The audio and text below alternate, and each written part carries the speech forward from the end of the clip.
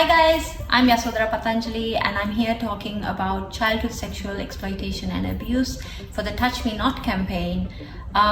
Personally, as a survivor, I am very passionate about demystifying and de-tabooing, if that's a word, these topics. So let's get into it.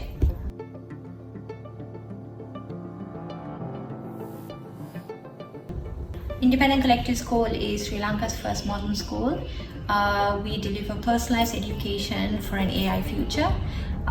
For me personally, I think lots of people on social media know me as the homeschooling mom. So when I first moved to Sri Lanka around 8 years ago, there were lots of families who were homeschooling, but there was no community. So I started the community here, and through that journey, there was a lot of parents who said, we love what you're doing, we love the thinking you're bringing to your children's education, but how can our own children connect with that?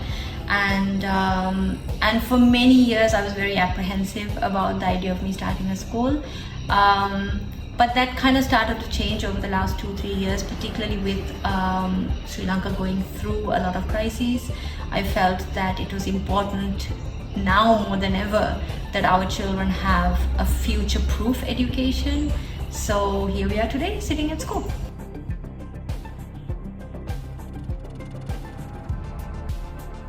First of all, as a principal and as a school, there is no stigma. That's the first thing. I don't have the patience and I don't have time to wait for the stigma to slowly reduce. There is just no stigma.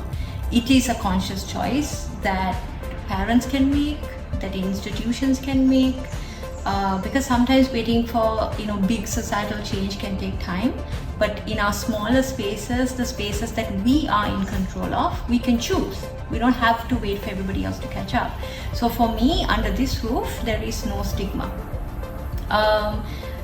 Also for me, particularly I think as a survivor, it's very important to me that any conversations about sexual abuse or any other types of childhood abuse, whether it's emotional, physical, economical, it could be lots of different varieties, that all solutions come from empowering children. Children are vulnerable. I mean, we talk about children as a vulnerable group, but they're vulnerable because adults made them vulnerable. They are not born vulnerable. Children, if you actually look at it, by the time they learn to speak, they are very able to say, I like this, I don't like this. Around the age of 2 and 3, we see children saying, I want this, I don't want that, this is good for me, this is not good for me, I don't like that person, I don't want to spend time. We see children are very much not a vulnerable group. In some ways, there are other ways that they are, but when it comes to this, we make them vulnerable by disempowering them. We take away their voice, we take away the respect that we should have for them. So for me, it's a very simple approach.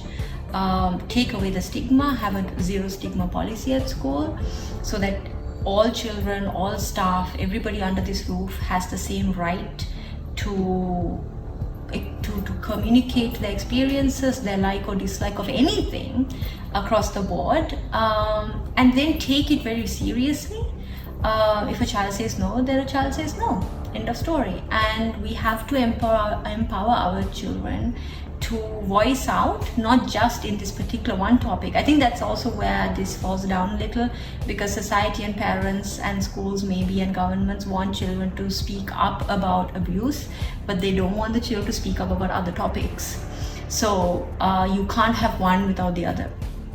Empowering a child means empowering a child in every single way. So when we give them a voice, we have to listen and respect that voice. So under this roof, we listen, we respect, and there's no stigma. And we have dealt with some of these topics with our students, with discussions. So far, I'm happy with our progress. We will face challenges in the future, but I strongly feel that taking this kind of approach, that we will face them together and with a positive outcome.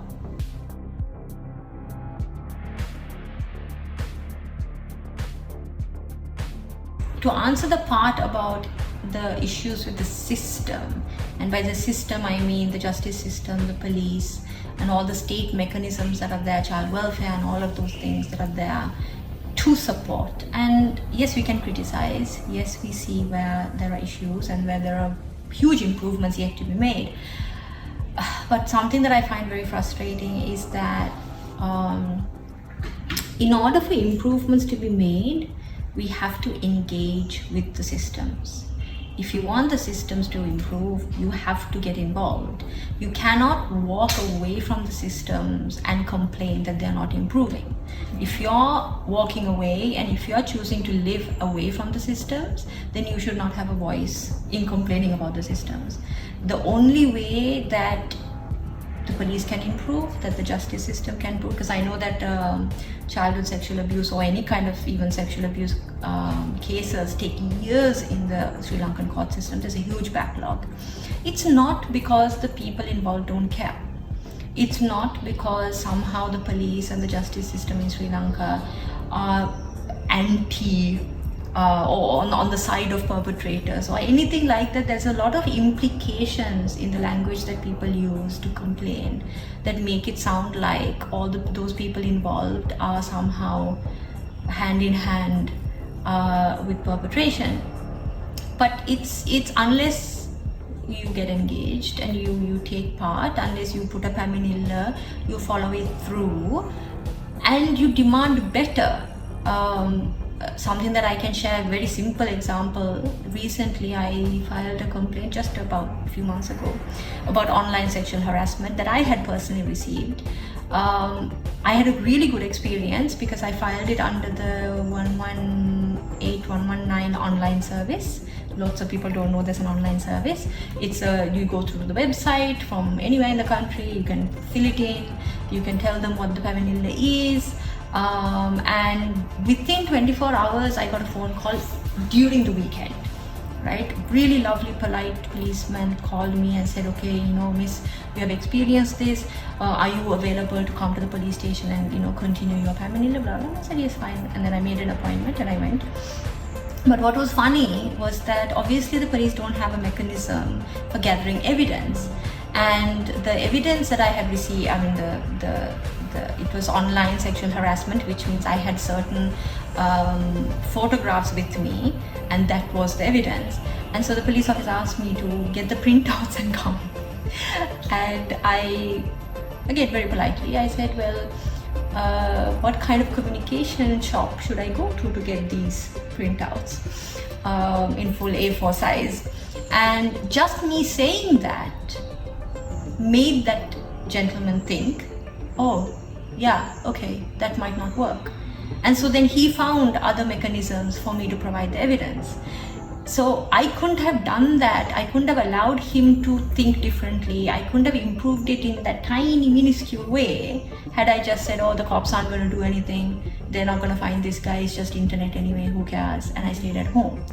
And the more people engage with the system in a I need better service from you way, the better the service will be.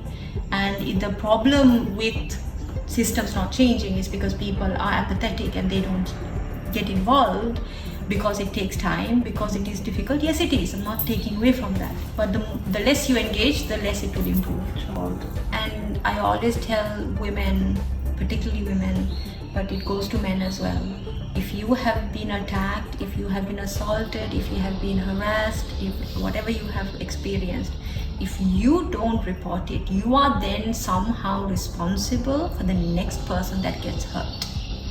Because you have that experience and you chose not to report it to the police to try to stop it. So then part of the responsibility for what happens to the next person lies with you. It's not a comfortable feeling, it's not a nice feeling, but as victims or as survivors, we have no right to say, because the police will waste my time and this. We have no right, because it is the next person that has to be protected. It's not just about what happened to us.